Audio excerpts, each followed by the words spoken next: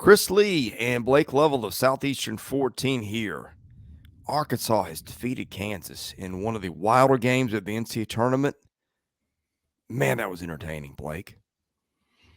Yep, the Must Bus. Sorry, I'm trying to pull up the Must Bus full. went topless. Well, it was more of the. I don't know what you can rhyme on the upper part of the body with muss. We have the muss nuts. I mean, it was essentially look. If I would have been at the game, it would have been the same setup, right? Like it would have. That's how this thing would have went. I probably Right. jumped on my table and it would have been 2000. I don't know, 17, 18, 19, whatever, all over again. But this was pretty much, the last 3 years or 2 years all over again, I guess. What do we say, Chris? Like we we said, I mean, hey, this is going to be a game, and I think you throw out the seed lines here, and I think we knew coming into this Arkansas. We said in the preview they got a shot here. You just got to have a lot of things go your way to beat a team like Kansas, and ultimately Arkansas put themselves in a position where a lot of things went their way. And that's all you can ask for when you get into March. Because if you do that, you get down into the final, couple minutes of a game and you've got a shot. That's all you can ask for, especially when you're playing a top seed. And they do it again. The Must Magic. Yeah, I mean, I don't even know where to start with this game. Like, I'll tell you, here's what I thought. I thought, how did they get down? They were down. They were down double digits in the second half. And not just that, it was the foul trouble. I mean, you said a lot of stuff went their way. A lot of stuff didn't go their way. You Well, had hold Kai on. Mitchell I want to fouled out. let me clarify that. Yeah, They put sure. themselves in a position where the bounces went their way. Now, I'm not saying they Right. got lucky. I'm saying that they put themselves in a spot to where if you just get a couple of those things that go your way at the end, which is putting yourself in a position, to make some of the Be in defensive plays. position. Yes, like uh, let's make sure that's 100% clear. That is not what I meant by getting, it wasn't a luck thing. That's not what I'm saying. So I just want to make sure you're not pushing me in that direction because that was not my intent there. So Yeah, well, I mean, Mitchell fouls out. Who else fouled out? I had three out. Walsh fouled out and somebody else. I mean, at the end, I look up, they're playing Joseph Pinion and, somebody else that barely played all year. I mean, they were down to, they were in pretty dire straits. If that had gone to overtime, I don't know what I would have liked their chances. Nick Smith didn't give them anything today. But boy, Debo Davis sure did, and so did Ricky Council. Both those guys just hit one clutch shot after another. Darian Ford is the other guy I was trying to think of who barely played all year. It just was what a wild script to victory, man. You have three guys foul out, you get nothing from Nick Smith, and you beat a 1 seed. yeah, let me again hit on the point. Here's why the point I was trying to make was they just they would not be denied that they outplayed Kansas down the stretch. And I think that's where, like you said, yes, they had some things go against them with the foul trouble and everybody that played -1 felt like they were in foul trouble in the final 2 minutes or whatever. But I think it was just, man, that they would not be denied. Like it was more of that. Like I just thought the effort. You see every shot, every missed shot. How many guys are going after the ball in every missed shot? Every loose ball. How many guys are going after the loose ball? Um, it's all of those things I think that put them in this spot to have a chance. And I think it was also the fact that what have you heard me say multiple times in the last couple of videos we've done? They've just got to lean into what they do well. And they leaned into what they did. Started the game off, Chris. They weren't Take it leaning to into the what rack. they started the game off. They weren't doing that. They took a lot of jump shots early. Kansas, got out to a pretty decent start. And I just thought I was like, oh boy, if they're just going to sit back and try to take jump shots with Kansas, it's going to be a long game. But eventually they just attacked. They just started attacking. and that helped him get to the free throw line. That helped put Kansas in a position where they had a couple guys, fouling, and they just kept doing that. I thought the shot selection was much better down the stretch because, in these kind of games, we're going to keep repeating it. Get the ball to the guy that needs the ball in his hands. Don't settle for bad shots. Don't just do it because it's an open shot. Give it to the guy who needs to take the shot at the right time. There were two guys that needed to take the shot down the stretch for them, or either get to the rim or do whatever. That was Devo Davis, that was Ricky Council, and they kept getting the ball and doing just that. And I thought that was the best part of it because we haven't always seen that with Arkansas. As we said, sometimes it has been a case of getting a little too happy trying to make threes or getting a little jump shot reliant. They didn't do that down the stretch, and when they did shoot some jump shots, Ricky Council hit some big ones, little mid-range shots, it felt like. So yeah, all that combined, that is why, I thought it was just such an impressive performance because they ultimately put themselves just by simply, the intensity, right? I mean, they were just, they were intense. They were all over the floor. They were everywhere. Like Arkansas was everywhere, and they were flustering Kansas. Um, yeah, it's just that there were so many things I thought in the final whatever minutes of that game that Arkansas did well and put themselves in a spot to have the thing break their way, and that's what happened.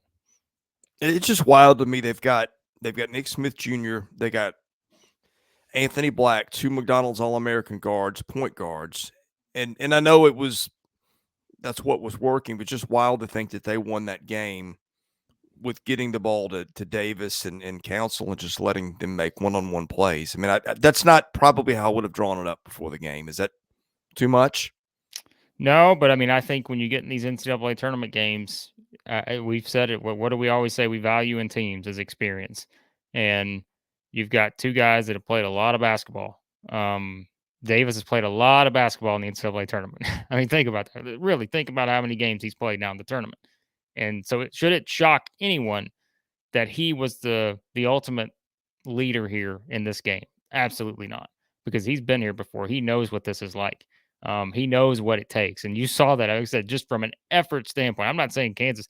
Don't get me wrong here. Like both teams were playing, very hard down the stretch, and everybody's just kind of, it's that small, tiny thing that can break this way or that way. But Davis was everywhere.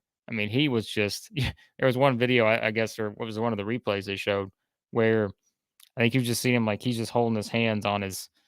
He's just like, man, I'm exhausted, but he was everywhere, and I think that's just you expect your older guys to step up in these kind of sequences where you got to have a bucket, right? The game's getting away from you. You got to have a basket. Davis, big time, points. Council was just terrific at the finish there to give them that opportunity. Whether it was just a couple shots, getting the free throw line, getting the offensive rebound. And yeah, it's they did. If you would have before the season, if you would have said Arkansas is going to advance to the Sweet 16 and beat, a number one seed, who are the guys you're expecting to kind of lead the way? I think a lot of people would have said, well, Nick Smith's going to have a great game. Anthony Black's going to have a great game. And that's probably going to do it. Davis, again, just because of his experience, he's going to be essential to it. But it's probably going to be those two guys. Well, it winds up being Davis and Council. And yeah, the Must Bus marches on, having defeated the defending national champion. What a game that was. And next up, Arkansas will get either St. Mary's or UConn. Man, UConn. Arkansas, Connecticut would be an absolute fantastic game to watch. It would be a physical basketball game. Yes. So it's a no-go going up against those Cats. Ooh, man. Hey, I tell you this. I think we talked about sort of the Arkansas foul trouble. In a sense, it worked out because they did not let Kansas get anything easy. Hey, we may foul you, and there were a couple questionable probably foul calls, just as you would say, probably on both sides. But they didn't allow it very easy, and that's I tell you, that's what I will go back to this. This is what I was most impressed by. Throw out all the stats, throw everything out, whatever. It's just, I mean, this team looked like it was about to enter the danger zone, as I like to call it. Um, Kenny Loggins is we're singing like at that. Like this game looked like it was about to get there in the second half. But I said, Chris, what did I say in the preview? I said the key for Arkansas is to get off to a good start because I don't love their chances having to play from behind against Kansas. And when that thing started to get away a little bit, they said maybe double digits, Oh, whatever it you was. told me. You told me when we were watching it. You said that's Arkansas is toast because that's not a way when they were down 9-2. That's not the kind of game Arkansas wanted to be in. No, they didn't want to be in it, but yet look what they did, and I think that again speaks to these guys just would not be denied. And when you now have Arkansas with confidence, the way they played against Illinois, now they've beaten the number 1 overall seed. Look out because the talent we said all season long is there. It's always been there.